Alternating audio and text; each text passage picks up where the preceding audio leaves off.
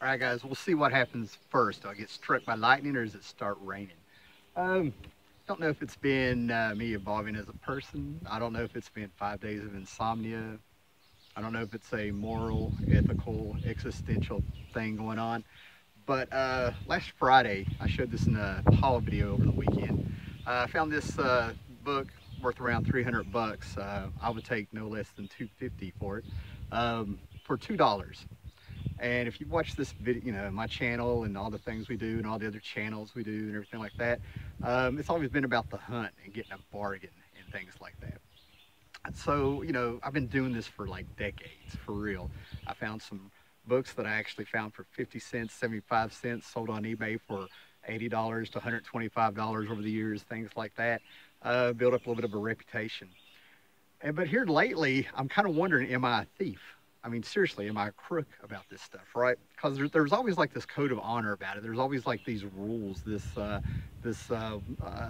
way of doing things that who's deserving and who's not. And what I'm talking about is, you know, to me, if it's, I don't know why this has been bothering me lately, you know, but to me, it's sort of like, in my opinion, if you have a comic book shop or you're somebody that's been in the hobby for a while, or you're a dealer at a comic book convention or something, you know, you should know what you have. And then there was things over the years where I would sort of, you know, if I was at a flea market or a yard sale and somebody was selling something pretty cheap, and this could be anything. It could be toys, comic books. I know just a little bit about old pottery and things like that, you know, just from being around here. You know, I'd always kind of give somebody a heads up. Um, and I don't want to put everybody under an umbrella, right? But, you know, my attitude, I would joke around saying, you know, comic book shops are the enemy to go in there. You know, you can have a good relationship. I'm not putting all the shops under an umbrella, okay? But, you know, I've had comic book shops where they cut me a deal because we had a relationship. And then I've had comic book shops where I've gone through their dollar bins and held up a book like this or something. I was like, you know, this is in there. Sometimes I get a thank you. And then sometimes I've had the owner of the shop jerk it out of my hands and go, it's not supposed to be in there, and take off with the book in the back without even like saying a word to me, right? So you know, you end up, and that's what gets kind of what my experience. That's what I'm saying. Everything that I've done to be sort of ethical about this a little bit and be about the hunt and to rationalize it in my head has been through experience. You know what I mean? Because it is the thrill of the hunt. It is finding that good deal. I've seen comic book shops sit there and rip people off. Me too, when they've taken a collection there. Like I said, I want to better yell Shazam in case I get struck by lightning. But you know, I have seen some things. There's people that I've gone to comic book shops that are probably watching this that know what I'm talking about. But I've seen comic book shops, you know, flat out rip people off. Then I've seen people who have sold their whole collection to a comic book shop, and that guy gets it. He gets you know, the value of it for the memories and what this guy's put into the hobby. And he knows it's hard to let go of that hobby. So that's what I mean. There's so many things that ends up balancing out to decide, are you getting a good deal or not? Now, this particular book, I don't know why this is the one that's bothering me a little bit. My insomnia is not from the book, but you know, really, but seriously, are we a crook? Are we obligated to let people know what they have, even if we're going to get a good deal on it? I guess it's all about, are you in the inside? You know, it's all about, I think it's about their attitude also. And usually, to me, I always felt like, you know, how hard is a Google search? How hard is it to get on eBay? There's all sorts of things online.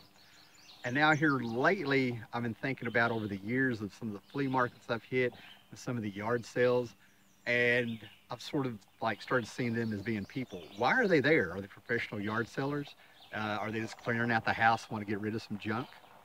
The wind is blowing my camera slightly this way. And then I'm sitting here thinking, looking back on it, are these people on hard times? Is that where the attitude comes from? Are they stressed? Is that why they're kind of acting rude and nasty a little bit and stuff?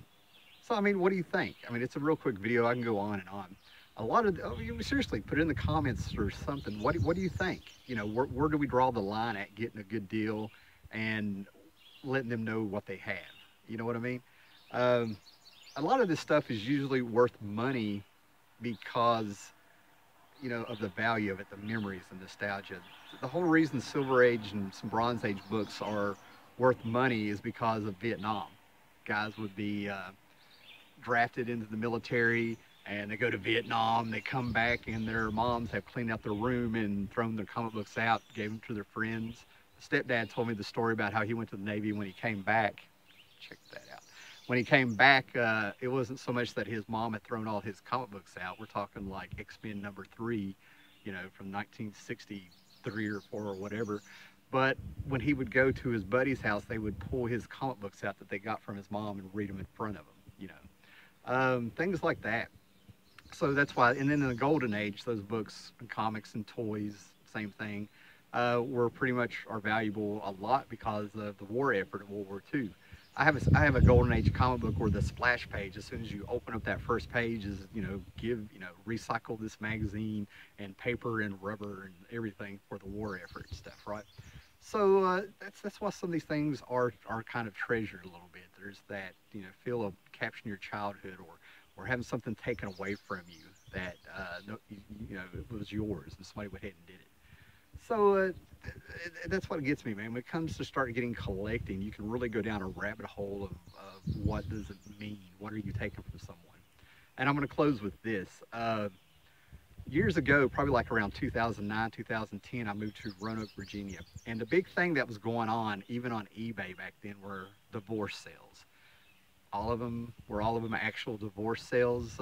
Maybe not, but it really attracted people. There would be signs up, divorce sale, and you'd go down there, and it would be somebody's soon-to-be ex-wife throwing out all their shit and selling it for cheap. And I found one glorious comic book collection. As I was going through it, I mean, it was like a scene out of High Fidelity. There's a cut scene in High Fidelity where John Cusack is going through some very bitter ex-wife's husband's record collection and finding some valuable stuff, and that's exactly what it was like. I was looking it out, I was pulling this stuff out, I was just looking. Had like the first appearance of Galactus and Silver Surfer. She was like, make me an offer, and then she followed up with like quarter a piece. And I couldn't do it. So that's what I mean. There's where do we draw the line? You know what I mean? This is a bitter ex-wife throwing out a guy's collection, and just wants to sell it as cheap as possible so she can tell him, here's what I did. Do we want involved in stuff like that? Do we let people know what they have? You know, when and where, who and why? Is it attitude? Let me know.